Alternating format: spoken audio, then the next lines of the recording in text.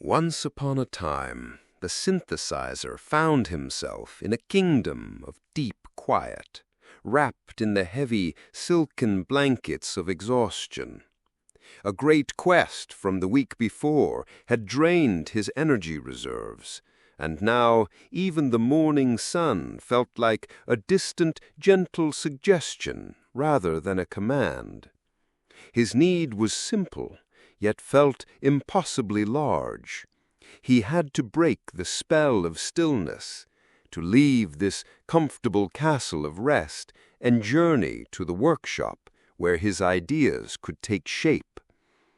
The inertia was like a giant, sleeping cat curled up on his chest, warm and impossibly heavy. With a hero's effort that no one else could see, he decided to move. He crossed the threshold, not of a grand castle gate, but of his own bedroom door, committing to the long road ahead.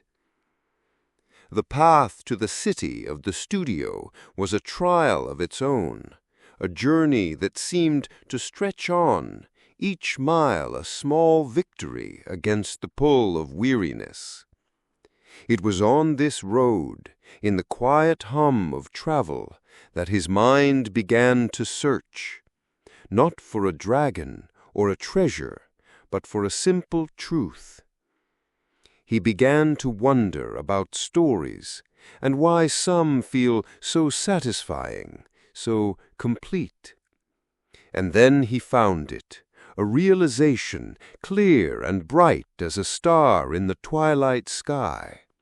He saw that all good tales, all true understanding, begins with a single question: why? That question is a hook that pulls you onto the path of how, the journey of discovery.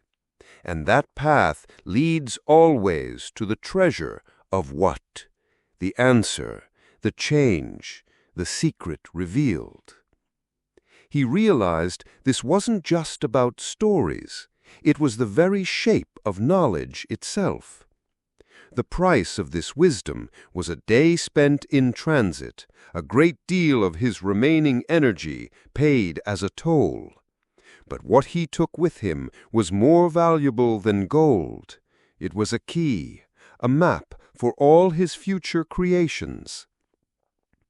When he finally arrived at the workshop, he was still the tired traveler who had set out that morning, but a change had taken place.